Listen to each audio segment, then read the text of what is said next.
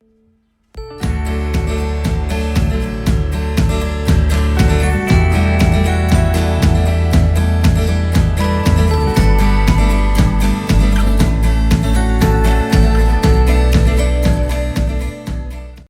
hari ini sudah hari kedua dengan materi untuk bagian substansi atau konten dengan narasumber Profesor Dr. Zulkardi MIKOM MSc. Pak Prof. Zul sudah standby ya. Alhamdulillah sudah bergabung. Ya. Sekarang saya akan menyampaikan terlebih dahulu CV atau short CV dari Prof. Zulkardi. Iya. Cobalah itu jangan ke situ nanti bangun ada. Iya, tolong host untuk di-mute teman-teman supaya kita enak suaranya tidak beradu, itu maksud hati tidak yuk. Baik Bapak Ibu, saya akan sampaikan short CV dari Prof. Zulkardi. S1-nya Pendidikan Matematika FA Unsri, FKIP Unsri, kemudian S2-nya adalah cooperation antara Science UI dan Universitas Maryland USA 1990. S2 Teknologi Pendidikan Universitas Twente 1999 dan S3-nya Pendidikan Matematika di Universitas Twente Belanda 2002.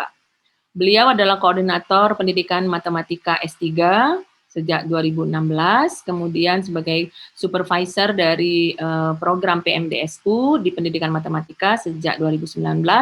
Beliau juga sebagai founder dan chief editor dari JME, dan beliau juga foundernya JPM, karena beliau yang mendirikan JPM, JPM-nya di Cinta 2 dan juga untuk JME sudah Scopus Q2 sejak 2010.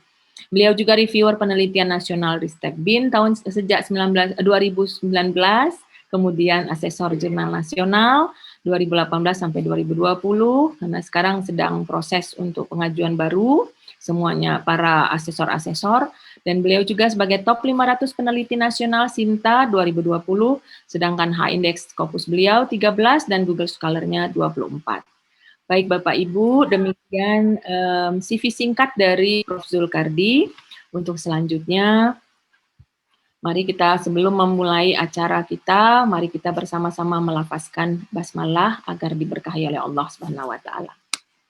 Bismillahirrahmanirrahim.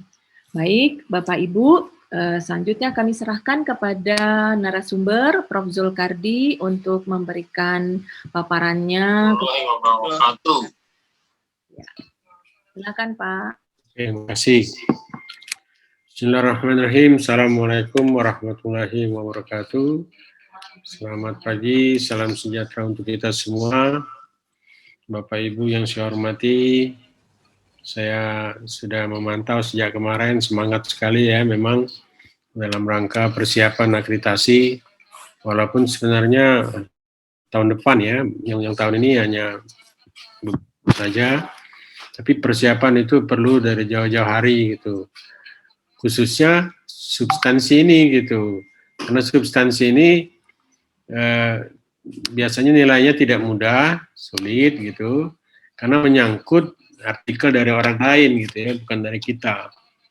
Kalau manajemen ya website segala macam itu kita bisa bagusi, bisa benari, ikuti seperti apa kata Pak Wahyu.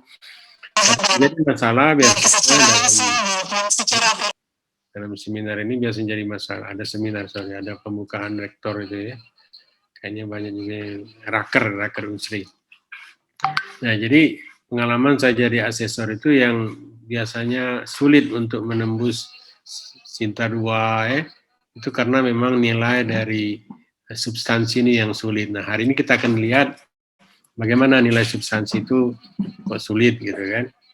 Saya akan coba share screen. Multiple ya.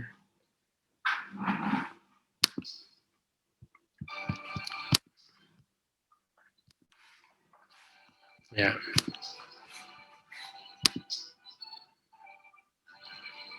Oke, jelas kelihatan Bapak Ibu ya.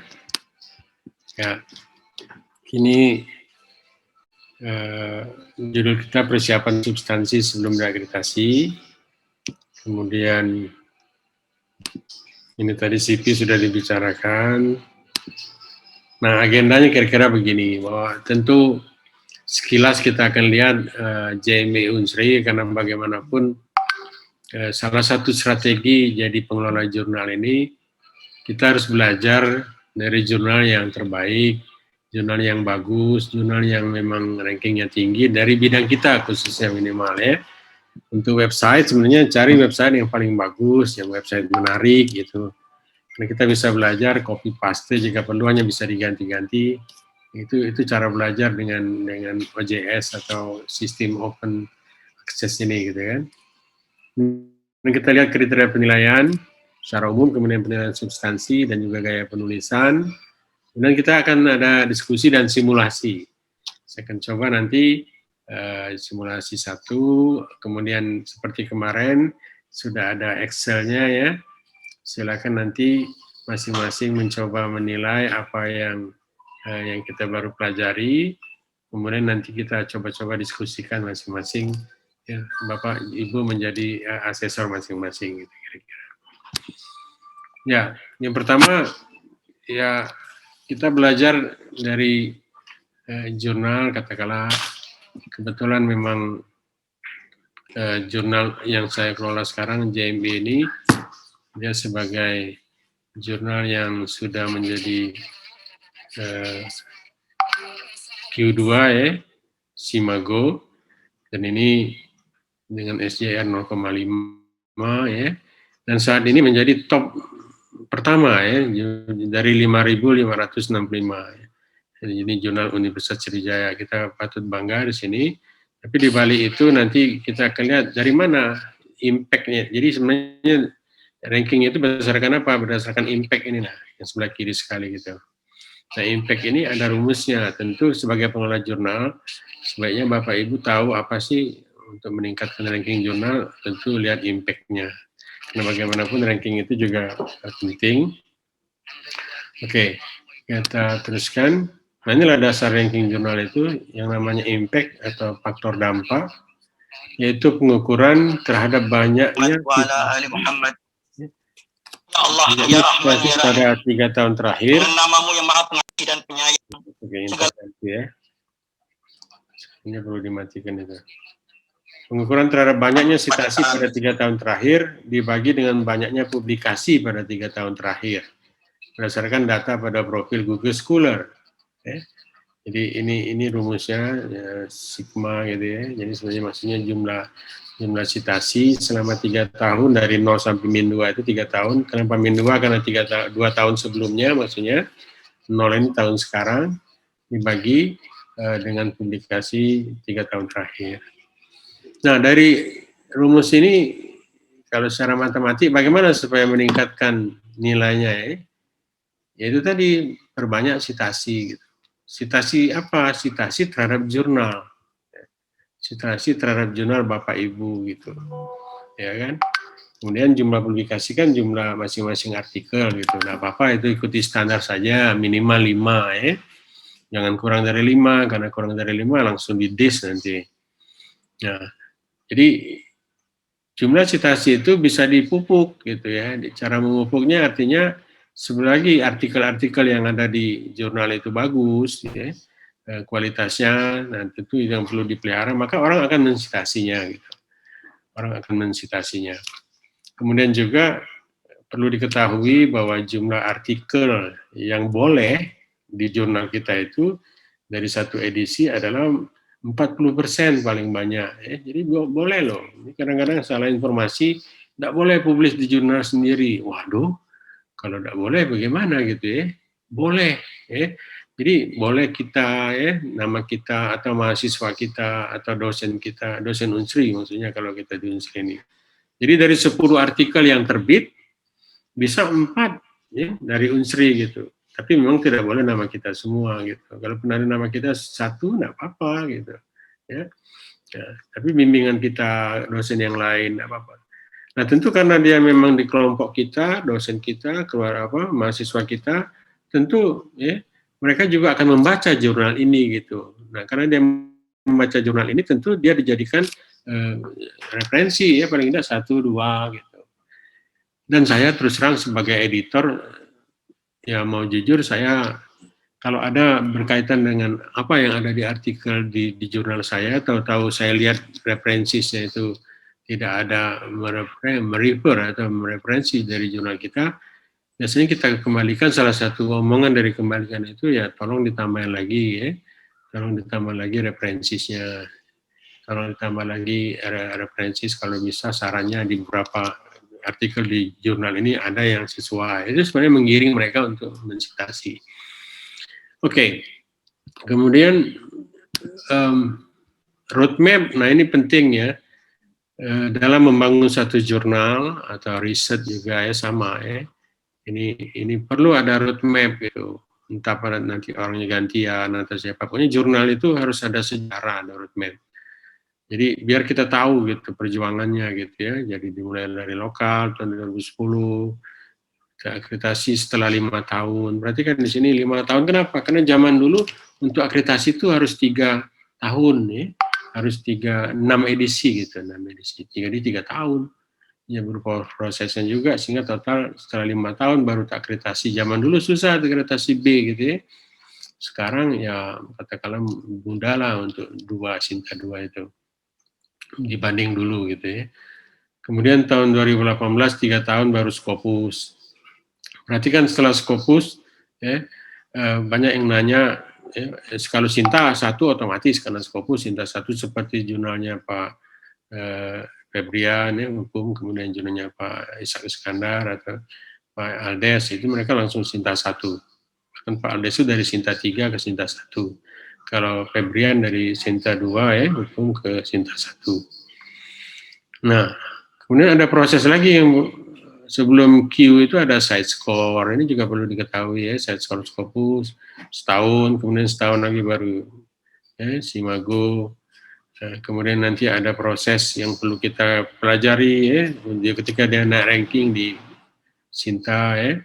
Nah target yang tentu yang sulit, paling sulit di Indonesia ini karena satu pun dari 92 jurnal yang sudah Sinta 1, yang sudah Scopus katakanlah itu belum ada satupun yang terindeks Web of Science atau WOS.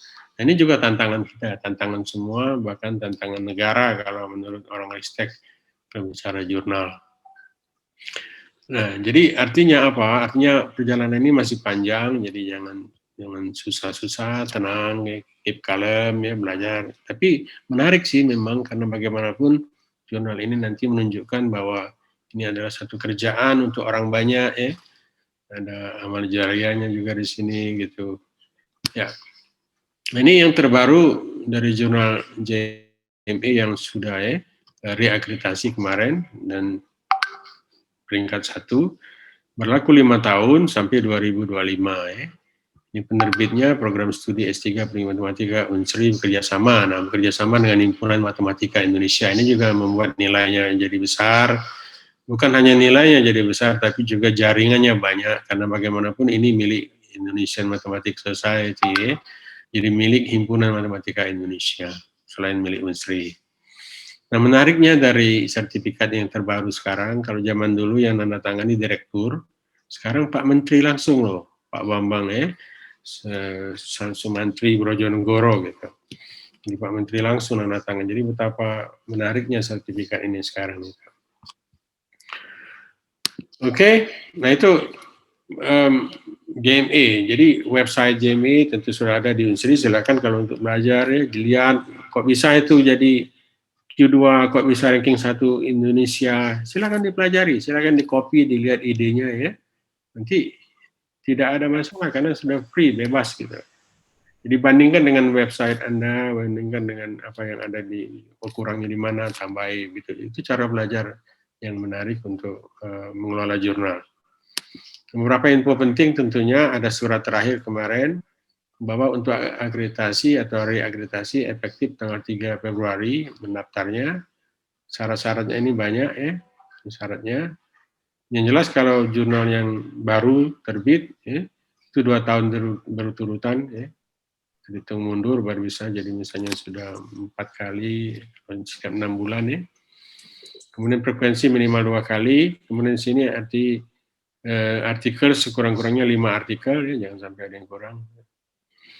Karena ada yang dari unsur ini yang pernah ngirim 4 artikel langsung di des gitu ya. Oke. Nah, pengajuan reakreditasi selama-lambatnya 6 bulan sebelum berakhir dengan mengajukan satu nomor terbitan terakhir. Ini kemarin sudah dibahas oleh Pak Wahyu ketika ada yang menanya dari ekonomi gitu yang disarankan untuk begitu. Kenapa? Karena banyak antrian. Sekarang jurnal yang gara-gara apa? Gara-gara semua mengajukan pengen cepat gitu kan. Akhirnya Ristek kembali ke ke aturan ini. Pokoknya yang belum mepet 6 bulan di pendingnya gitu atau dikembalikan dulu gitu. Bahkan asesor pun nggak ada sekarang karena lagi dinilai gitu ya untuk asesor baru. Oke, pedoman tetap ini silakan di-download, bisa dibaca-baca. Jadi semua pengelola jurnal bisa jadi asesor, bisa jadi pengelola jurnal yang baik karena pedomannya ya, akses. Ini panduan editor ya. Untuk mengedit itu ada panduan juga di sini. Bagaimana meningkatkan mutu jurnal, mutu penyuntingan, ya, etika publikasi, gitu, bagaimana kalau ada plagiat dan lain-lain gitu. Jadi ini buku yang terbarunya tahun 2020 dari Pak Lukman, ya, Pak Istadi dengan Pak Komang dari IPB. Nah, unsur dan bobot penilaian ini kemarin sudah juga bahwa ada manajemen, ada substansi paling besar 51, tapi hanya ada beberapa dari bagian substansi dititipkan di manajemen ya, karena dianggap berat substansi itu, makanya dititipkan di manajemen sebagian. Ini status dan peringkatnya, perhatikan untuk mengejar peringkat 2 itu 70, ya. Kemudian juga ya, di sini dikatakan kalau Trinidad Scopus langsung peringkat 1. Bapak Ibu sebenarnya tadi kemarin disampaikan Pak Wahyu, kalau mengikuti manajemen yang baik, ya, tidak ada error, tidak ada salah atau fatal gitu, ditambah syarat minimal ya, nilai minimal dari substansi, maka sebenarnya untuk mencapai peringkat 3 itu paling mudah gitu. Kenapa begitu? Karena ya nanti dari nilainya itu ya. Kemudian peringkat 3 ini asesornya itu 2 cuman. 1 manajemen, 1 substansi. Jadi orang 2 nggak terlalu berat. Tapi untuk yang Sinta 2, Sinta 1, itu asesornya 4. Jadi 2 untuk konten, 2 untuk manajemen. Nah ini tidak mudah kadang-kadang dengan lebih banyak orang itu lebih sulit tentunya ya. Ini yang substansi artikel. Beginilah kalau saya jadi asesor, saya dihadapkan dengan form radio seperti ini. Ya. Sudah memilih jurnal apa saja, ya, sampai di sini penyimpulan. Ya. Nah, ada trik sebenarnya yang mungkin perlu diketahui oleh Bapak Ibu. Asesor pun kadang-kadang mempunyai strategi dalam menilai ya. Pertanyaannya misalnya jurnal itu jurnal baru, berarti ada 4 edisi ya. 4 edisi, kalau masing-masing 5, berarti ada 20 artikel yang harus dibaca. Nah pertanyaannya waktu itu, sesama asesor, apakah semuanya perlu kita baca? Nah, tidak mungkin. Ya. Karena kalau semuanya harus kita baca, satu jurnal 20 artikel harus dibaca. Sedangkan tugas kita kadang-kadang sampai 40 jurnal, 50 jurnal yang harus dipelajari, ya, yang harus dinilai gitu. Dan itu harus cepat sekali gitu. Jadi ini rahasia saja sebenarnya bahwa asesor tidak akan membaca semuanya. Jadi asesor itu hanya memilih secara random ya. Jadi artikel itu biasanya setiap artikel itu paling tidak 1 atau 2 secara random, entah yang paling atas, entah yang paling bawah ya. Tapi yang jelas yang dibaca itu nanti kalau di bidang ini kadang-kadang belum nyampe ke sini yang dibaca karena ini butuh waktu banyak baca ya. Jadi justru yang dilihat itu sebenarnya yang 2 ini gitu. Ya. Yang dilihat itu adalah referensi sama kemutahiran dan naskah primer. Naskah primer ini maksudnya apakah dia ada jurnal di sini gitu ya, atau proceeding. Ya, proceeding juga ada ininya Bapak Ibu ya, proceeding yang memang dari himpunan. Kalau proceeding atau proceeding yang memang nanti dilihat bagian depannya itu apa namanya itu terkenal, misalnya ada IEEE, misalnya ada Himpunan Matematika Indonesia kalau matematik, itu baru dianggap primer ya, atau ya, ICMI dari ada monograf buku yang memang dicetak tahunan. Dan biasanya kita yang pakar di bidangnya, kalau saya bidang pendidikan matematik dan pendidikan secara umum, maka saya tahu mana yang primer, mana yang tidak. Buku itu tidak dinilai, dianggap tidak primer ya. Kemudian ini juga, kita juga asesor menghitung Bapak Ibu. Kami menghitung ya, kemutahiran ini kami hitung itu. Ya, yang memang ya, mutakhir di sini kadang-kadang 5 tahun. Ya, ada yang 5 tahun, ada juga yang boleh ngeper sampai 10 tahun gitu. Dan ini dihitung. Ya. Kalau misalnya banyaklah kurang dari 10 tahun, belasan tahun ya dipakai, berarti dia otomatis tidak mutakhir. Kalau seluruh referensinya mayoritas tidak mutakhir, isi di dalam pun bisa dianggap tidak mutakhir. Jadi kebaruan novelty-nya itu sulit, jauh. Nah ini hal seperti ini sudah menjadi dasar untuk menilai yang lain otomatis itu seperti di sini kan.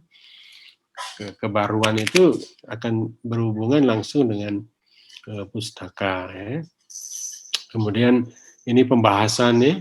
Pembahasan, kemudian ini penyimpulan.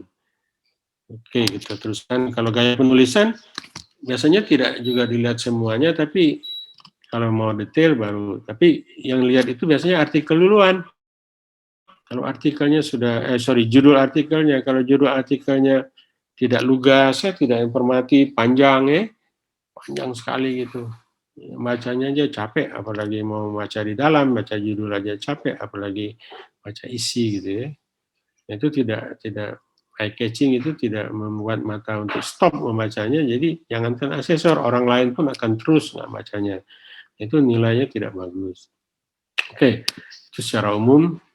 Kemudian penilaian substansi, nah ini kepioniran itu apa sih maksudnya? Nanti kita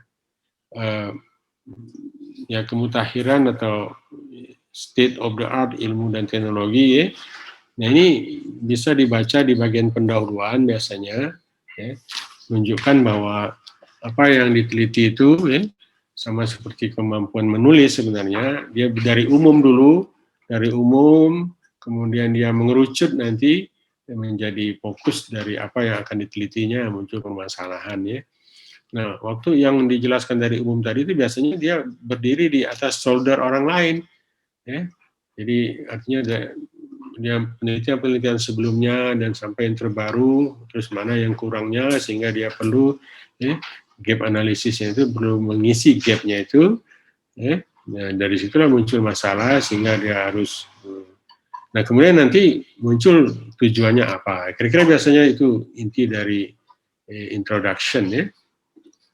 Kemudian kecanggihan sudut pandang atau pendekatan itu biasanya design research atau development research atau metodologi apa yang memang meyakinkan untuk menghasilkan apa yang dituju dari penelitian tadi.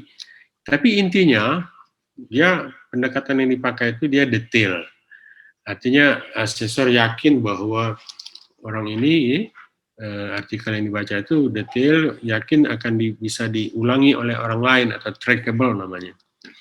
Kemudian kebaruan temuan, nah ini kelihatan ya, memang baru, kelihatan dari hasil yang dihasilkan ya, atau yang dihasilkan dari hasilnya nanti dari bab 4 nanti kelihatan bahwa itu baru gitu. Kemudian ketuntasan penggarapan misalnya, tidak hanya mengulang sejenis sebelumnya ya. Nah ini juga kalau penelitiannya sudah dilaksanakan cuma beda-beda tipis dengan yang pernah ada, tidak yakin bahwa itu penambahannya atau deltanya itu suatu hal baru, itu ya kadang-kadang tidak dianggap original ya. Kemudian tidak mempermutasikan metode objek, misalnya penelitiannya itu menggunakan metode yang punya 3 tahap. Nah baru tahap pertama sudah disubmit jadi artikel, baru tahap kedua sudah disubmit, nggak bisa. Makanya riset artikel itu biasanya full. Jadi 3 tahap dalam metode itu dia betul-betul dijadikan dalam satu tulisan ya full artikel. Kecuali kalau seminar proceeding ya bolehlah ya. Tahap pertama sudah seminar, karena seminar itu yang penting bayar gitu kan, bukan kualitasnya gitu. Tapi kalau jurnal artikel ini penting kualitasnya yang menjadi utama. Kemudian kehebatan dari teori tentunya ya, misalnya ya teori yang memang kita tahu ya bahwa memang ini tidak pernah atau belum pernah ya tapi kita tahu ini hebat atau masuk ke jurnal kita, ya menarik itu. Kemudian perluasan perampatan atau diskusi dari setiap artikel yang dimuatnya, ya, itu kelihatan nanti dari hasilnya. Betul juga, misalnya begitu juga untuk jurnal ilmiah sebenarnya mengurangi pembuatan artikel hanya bersifat ulasan atau review. Ini penting Bapak Ibu, ya. Ini kadang-kadang nanti banyak kawan-kawan, kalau dia memang udah senior betul, misalnya kalau jurnal Bu Linda itu minta proben, ya, untuk membuat satu artikel yang merupakan review dari seluruh, ya, penelitian yang pernah ada, nanti bakal nyampe 100-an lebih misalnya pustaka, itu bagus, ya, untuk kepentingan jurnal, nanti memunculkan ide-ide baru. Tapi kalau baru mahasiswa misalnya, atau baru ngomong dosen muda, atau mau mereview, ya, itu tidak. Jadi mereview itu betul-betul untuk penulis invitation atau yang diundang, ya, atau ahli betul dia. Kemudian hati-hati kalau banyak ini jadi masalah, ya, ini sering masalah di dikti. Banyak orang ngajak kerjasama, ya, kerjasama dengan jurnal Anda, banyak itu. Di tempat saya juga ada di FK, kemudian di nasional banyak sekali orang ngajak saya gitu, ya. Dan ngajak pun kadang-kadang naruh jurnal kita di situ. Hati-hati, kalau misalnya harus terpaksa ikut kerjasama, ya, naruh jurnal kita di situ, nanti akan ada artikel yang dikirim ke kita. Nah, tapi jangan mau dan jangan mau bahwa ini menurut panitia ini sudah diterima, bagus, silakan diterbitkan. Tidak bisa. Kita sebagai jurnal kita punya aturan tersendiri. Oke Bu, ini sudah diterima di proceeding, sudah dipresentasikan karena mereka bayar toh. Gitu. Kalau untuk masuk ke jurnal kita ikuti aturan, ikuti standar dari jurnal kita. Jadi kita periksa ulang, kita review, kita lihat lagi.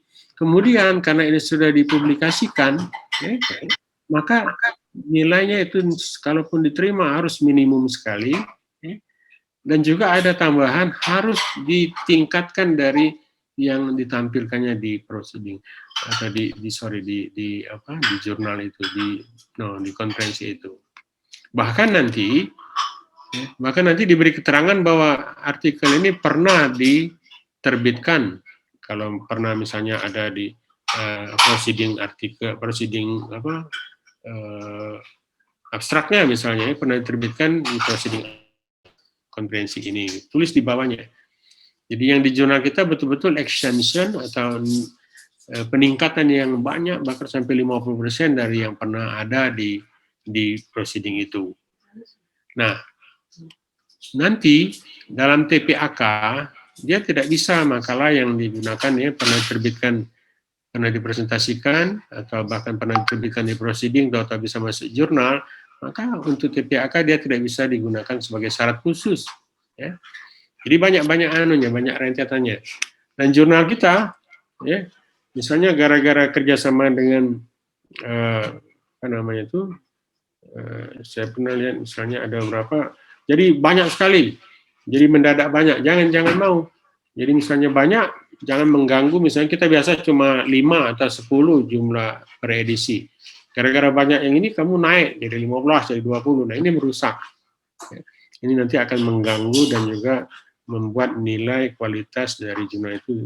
Jadi kalaupun memang bagus diterima dan harus akan diterima terus, silakan nanti untuk edisi berikutnya, ya. Dan dalam masa itulah nanti ada peningkatan kualitas. Karena bagaimanapun jumlah artikel dalam edisi itu harus konsisten.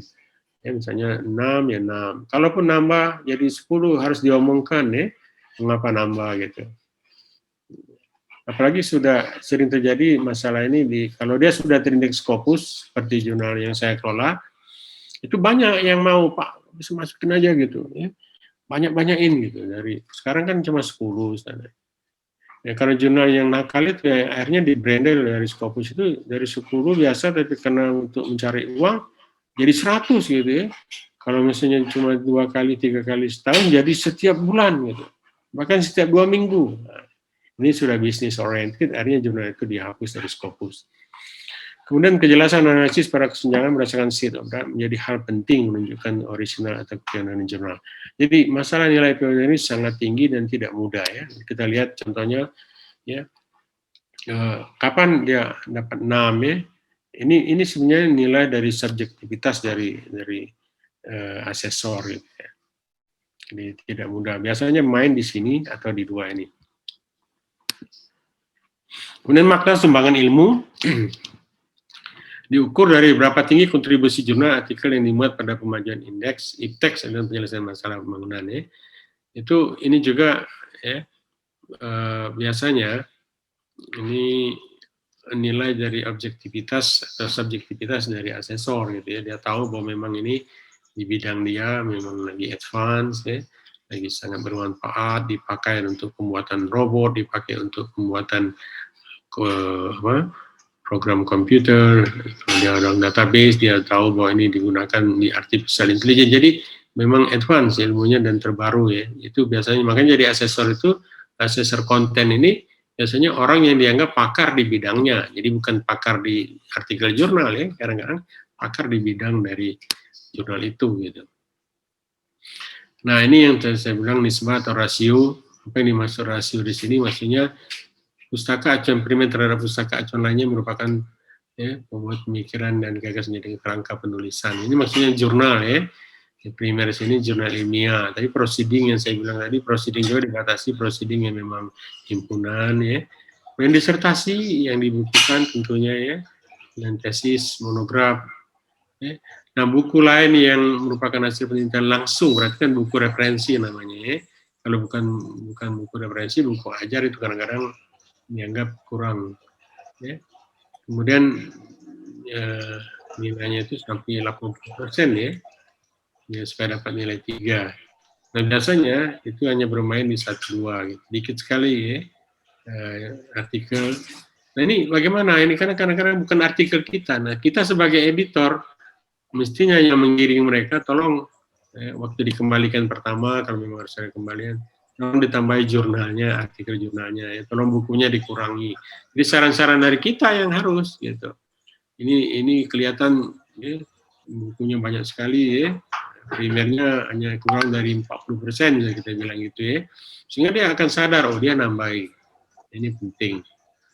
Meningkatkan kualitas jurnal atau kualitas artikel dari calon autor kita untuk kebaikan jurnal kita gitu. Nah, derajat kemutakhiran juga sama ya. Ini masih 10 tahun terakhir, tapi kadang-kadang di sesama rapat itu dia ada briefing dulu, kita coba 5 tahun ya. Kalau memang 5 tahun 10 tahun. Tapi kalau memang buku-buku yang memang jarang muncul seperti hukum ya, matematik, memang jarang ahli matematika yang membuat buku awal-awal sekarang ini matematika murni, itu makanya bisa nge-pair sampai 10 tahun. Karya klasik yang relevan dapat juga diacu sebagai misalnya sejarah ya, tidak ada masalah gitu. Nah, self citation atau tulisan sendiri boleh, ya, tapi tidak boleh biasanya lebih dari 20% ya. Misalnya tulisan ada Zulkardi nulis nanti dari biasanya, nah jumlah ini hati-hati, ini juga kami pelajari, jumlah ini minimal kalau bisa standar di referensi asesor sekitar 20 jumlah artikel di referensi itu. Kalau kurang dari 20 dianggap sedikit gitu ya. Nah, kalau 20 berarti sekitar 20%, paling banyak berarti 5 ya.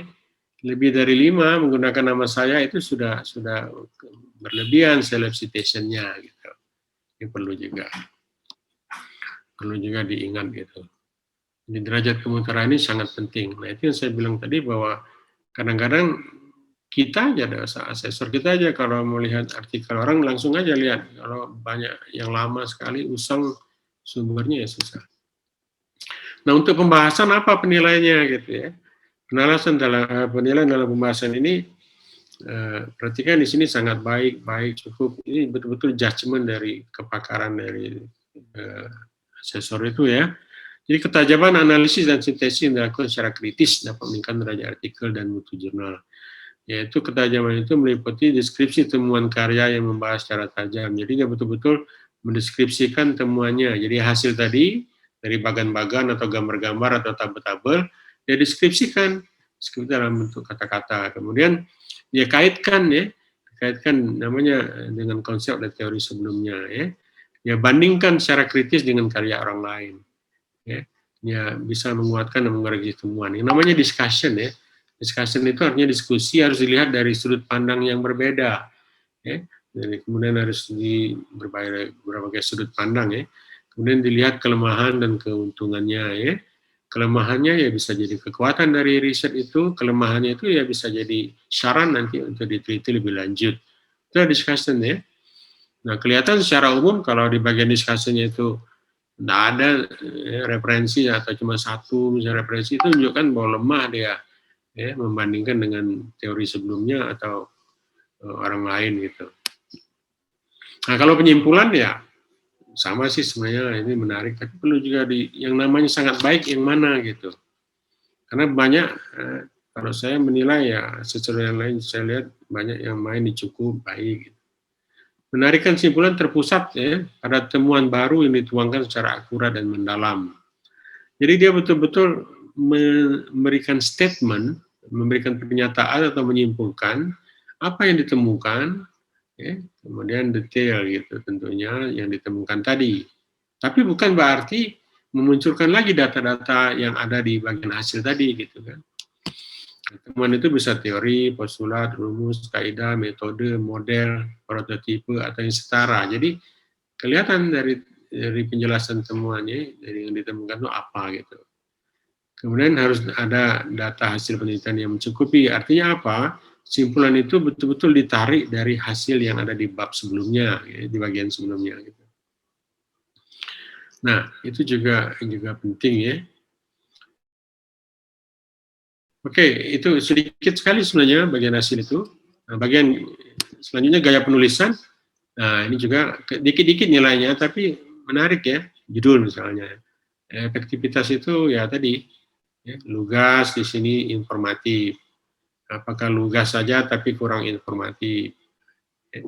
Nah, di sini yang namanya lugas itu ya mencerminkan inti dari si tulisan ya. Kadang-kadang dibatasi berapa. Tapi semakin pendek sebenarnya semakin bagus, semakin lugas, tapi informatif gitu kan. Seperti judul judul yang menarik itu justru judul yang memancing orang untuk stop. Karena kita terus terang judul ini kan artikel ini kan online, banyak sekali di internet ini. Jadi kalau tidak bagus, tidak efektif, maka orang tidak singgah.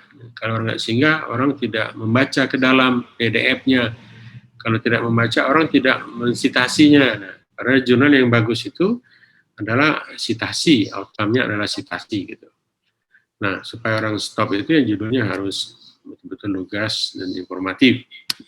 Kemudian nama ya, nama harus tanpa jabatan akademik, banyak nama pakai Dr. Andes, Julkardi, Profesor, Doktor Hukum, Sarjana Hukum, enggak. Ini memang betul-betul nama beliau gitu ya. Kemudian lengkap dengan penulis korespondensi. Nah ini penting, ya. Penting sekali penulis korespondensi sebagai pengelola jurnal. Kita harus membantu kadang-kadang mahasiswa khususnya. Dia tidak sadar bahwa yang sebaiknya jadikan korespondensi itu pembimbing. Gitu. Karena bagaimanapun pemerintah sekarang menghargai koresponden ini nilainya itu kalau berdua itu 50% sama dengan penulis utama. Ya. Kemudian kalau bertiga atau lebih maka 40% penulis utama, korespondensi 40%, sisanya baru berbagi untuk anggota.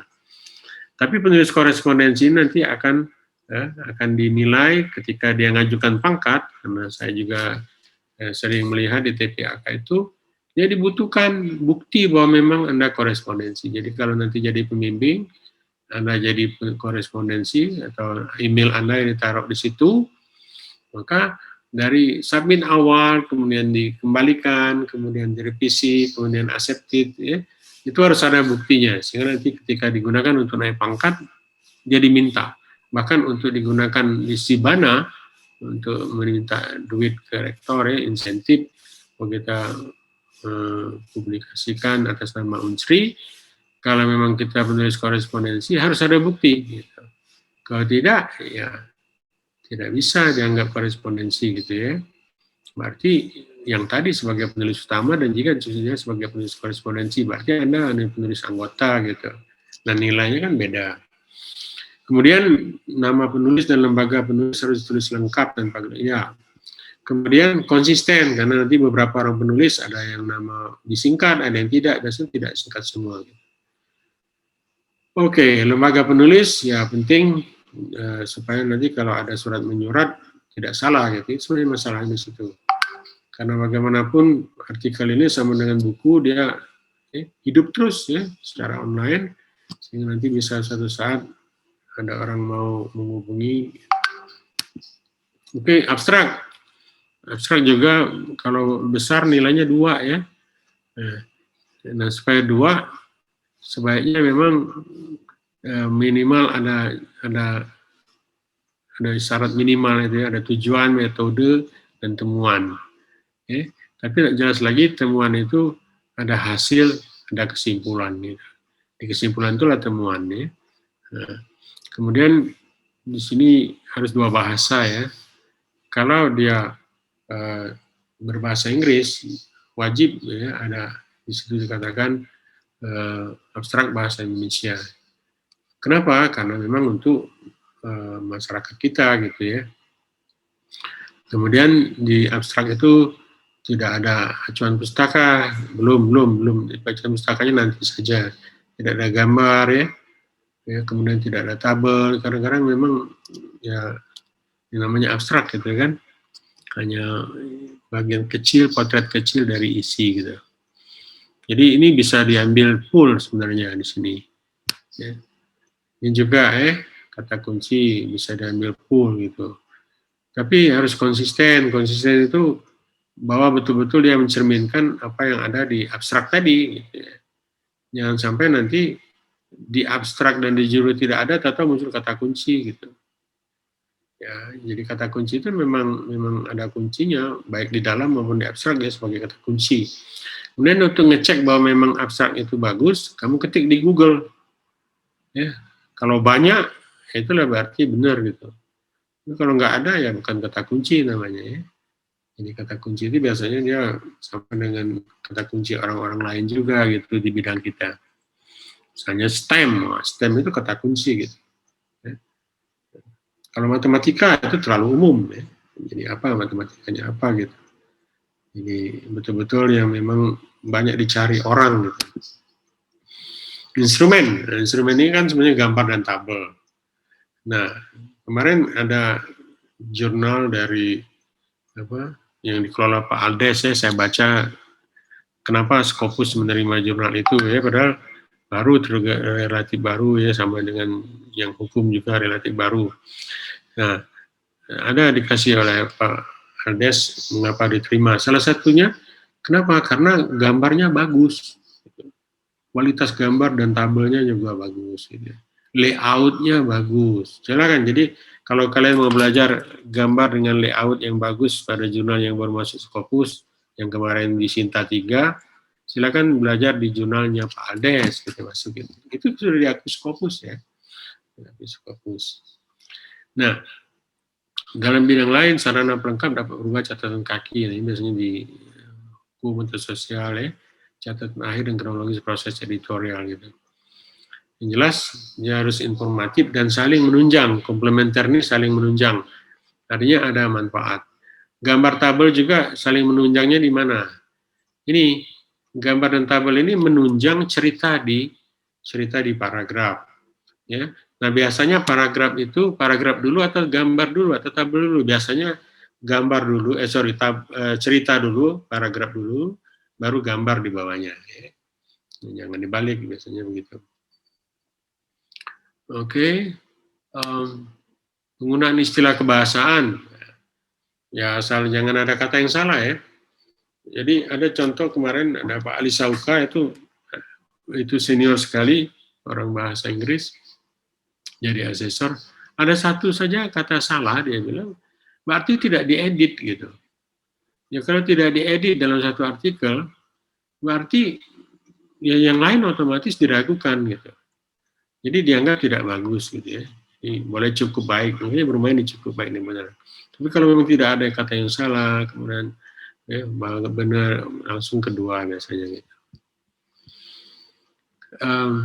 kalau bahasa Inggris kadang-kadang itu kita cek dengan ini, dengan Google, dengan Grammarly gitu ya, dengan Grammarly.